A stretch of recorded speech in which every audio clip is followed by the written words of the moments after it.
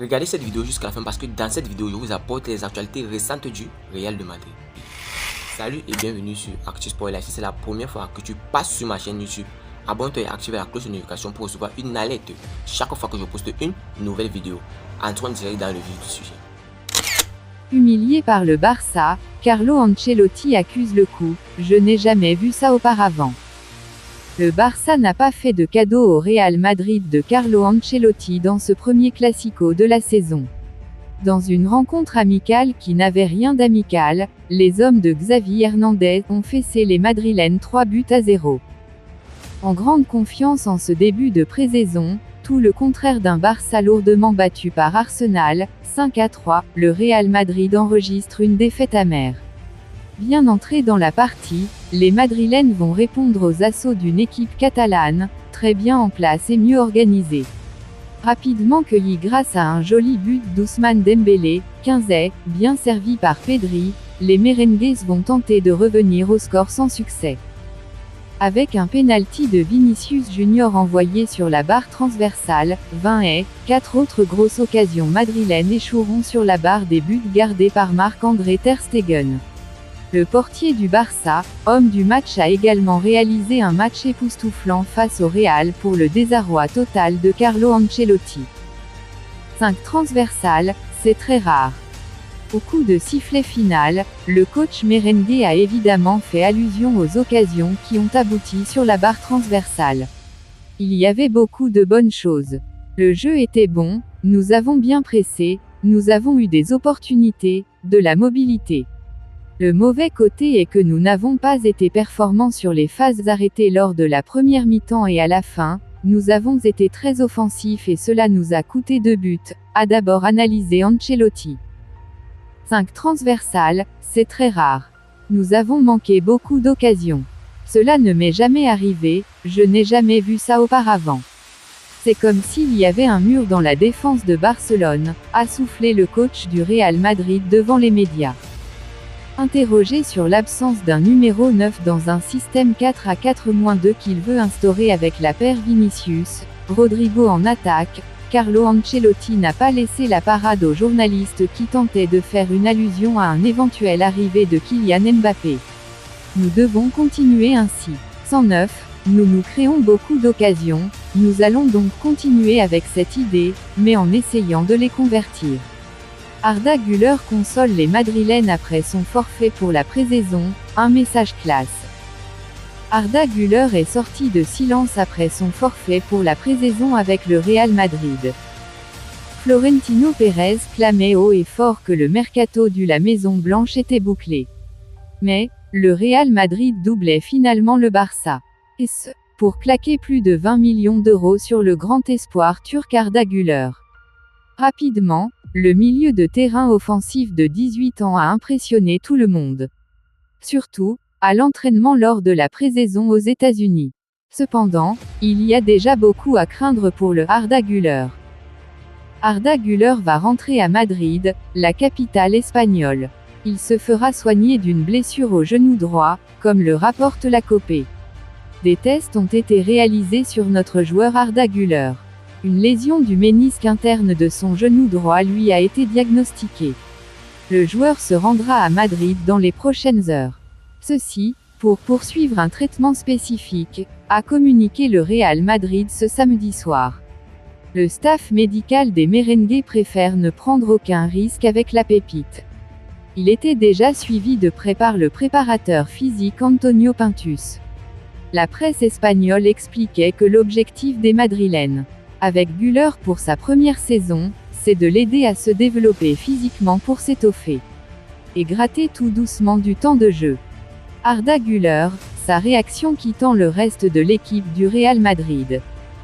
Quelques instants après l'annonce de l'officialisation de son forfait, le crack turc, Arda Güler a vite réagi sur le réseau social Instagram. À travers un message simple et court, le jeune joueur s'explique. Il a notifié la raison de son retrait de l'équipe coachée par Carlo Ancelotti. J'aimerais être sur le terrain aujourd'hui avec mes coéquipiers. Mais je retourne à Madrid pour booster ma récupération et être prêt le plus tôt possible. Merci pour le soutien, a-t-il écrit. On lui souhaite une prompte et rapide guérison avant le début de la saison pour le Real Madrid. Avant de continuer, nous tenons à remercier notre nouveau sponsor pour ce partenariat et vous aussi nos observateurs pour le soutien inconditionnel que vous accordez à la chaîne. Inscrivez-vous sur un XBet en utilisant notre nouveau code promo ActuSportLive comme c'est écrit sur l'affiche. Par conséquent, vous recevrez tous les nouveaux bonus à XBet commençant par un bonus allant jusqu'à 150 $ sur tous vos premiers dépôts effectués et plus encore. Merci encore, nous allons continuer. Classico, le Barça humilie un Real Madrid méconnaissable.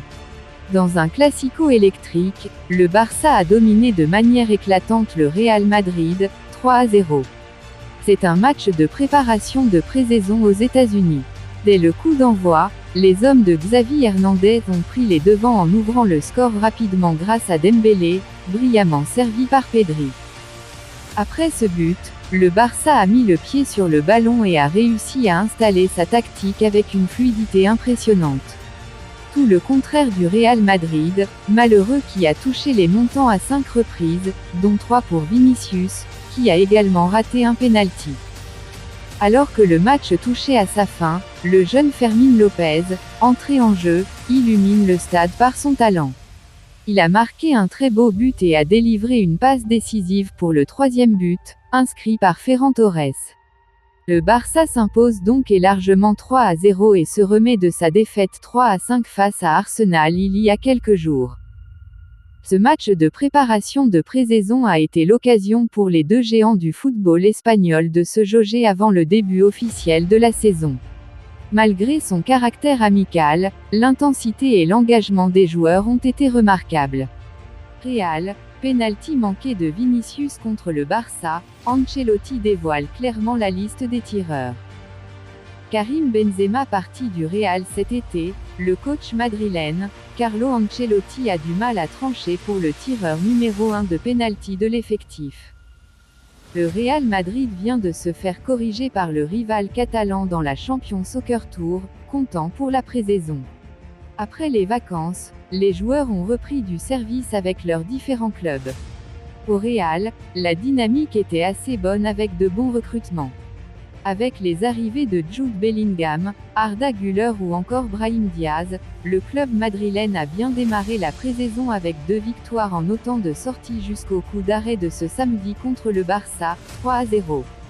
Si cette rencontre a connu un penalty manqué de Vinicius pour le Real Madrid, un tournant de la rencontre, Carlo Ancelotti est revenu sur le sujet après la rencontre.